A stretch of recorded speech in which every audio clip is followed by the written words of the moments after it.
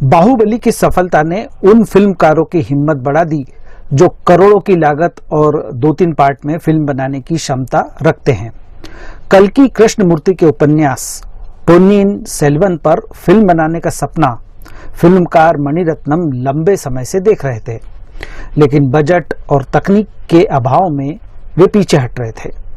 बड़े बजट की फिल्मों की ऐतिहासिक कामयाबी के कारण ही वे पोन्नियिन सेल्वन नामक फिल्म लेकर आए हैं। यह फिल्म 2 भागों में है, जिसका पहला भाग रिलीज हुआ है। कहानी सैकड़ों साल पुरानी है, जब चोल साम्राज्य का वैभव था और सिंहासन के लिए लड़ाई थी।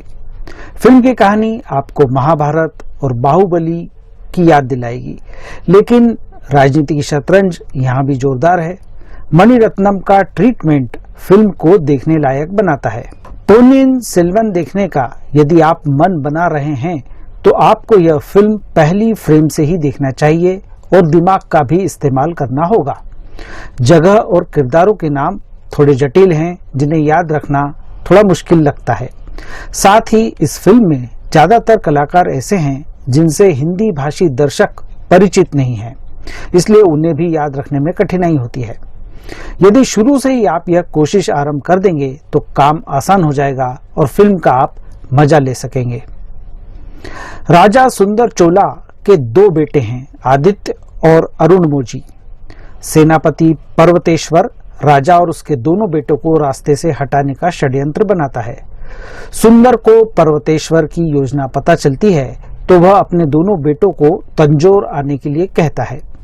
आदित्य के कुछ कारण हैं जिसकी वजह से वह तंजौर नहीं आना चाहता। अरुणमोजी तंजौर आना चाहता है, लेकिन उस पर हमला हो जाता है।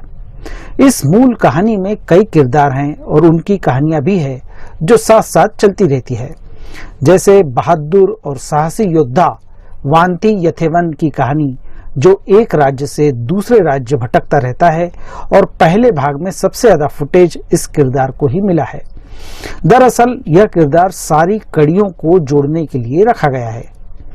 पोन्नियिन सेल्वन एक लंबा उपन्यास है जिसे फिल्म में समेटना आसान नहीं है, भले ही फिल्म को 2 भागों में बनाया गया हो। मणिरत्नम और उनकी टीम ने मुख्य घटनाओं को ही दर्शाया है, फिर भी फिल्म इतनी घटना प्रधान है कि दर्शकों के लिए फिल्म की गति के साथ चलना आसान नहीं है।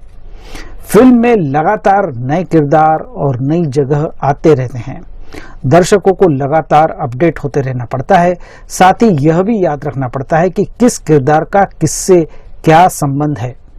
फिल्म के लेखकों के लिए भी यह चुनौती थी और उन्होंने जितना आसान हो सकता था उतना आसान रखा भी है और कोशिश की है कि दर्शक ज्यादा कंफ्यूज ना हो।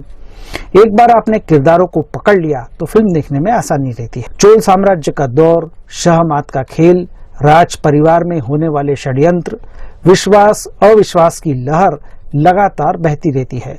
ड्रामा देखते समय कई सवाल भी दिमाग में आते हैं, जिनमें से कई के जवाब दूसरे भाग में मिलेंगे जो 2023 में रिलीज होगा। कहानी के साथ साथ मणिरत्नम का प्रस्तुतिकरण दर्शकों को जकड़े रखता है।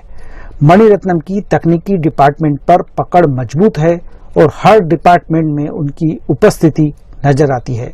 गीत तथा नृत्य का इस्तेमाल कहानी को आगे बढ़ाने में किया है।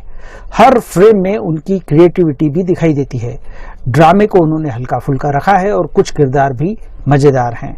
नृत्य और शस्त्र कला का प्रदर्शन भी फिल्म को निखारता है। फिल्म की लोकेशंस और सेट शानदार हैं, आंखों को सुकून देते हैं। रवि वर्मन की सिनेमाटोग्राफी अद्भुत है। आउटडोर शूटिंग मणिरत्नम अल सुबह या शाम में करते हैं और यह बात इस फिल्म में भी नजर आती है।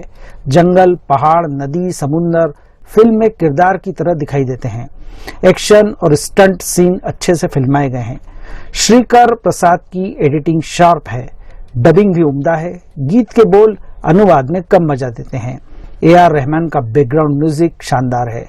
खिलंदड़ के रोल में कार्ति ने दर्शकों का भरपूर मनोरंजन किया है और उनका किरदार बहुत अच्छे से लिखा गया है। सुंदर स्त्रियों के साथ उनकी बातचीत मनोरंजक है। छिया विक्रम को ज्यादा फुटेज नहीं मिले हैं। संभव है कि दूसरे भाग में उनका रोल बड़ा हो। यही हाल जयम रवि का है। ऐश्वर्या राय बच्चन बेहद खूबसूरत लगी हैं और राजसी हाव भाव उनके अभिनय में नजर आता है। त्रिशा, शोभिता धूलिपाला, आर शरद कुमार, प्रकाश राज अपना प्रभाव छोड़ते हैं। पोन्नियिन सेल्वन 1 मणिरत्नम टच के कारण देखने लायक है। इस फिल्म को मैं 5 में से 3.5 स्टार देता हूँ। वेब दुनिया की सभी से अपील है कि भीड़ भाड़ से बचे, मास्क पहने व सैनिटाइजर का इस्तेमाल करें, साथ ही सोशल डिस्टेंसिंग का पूरा पालन करें।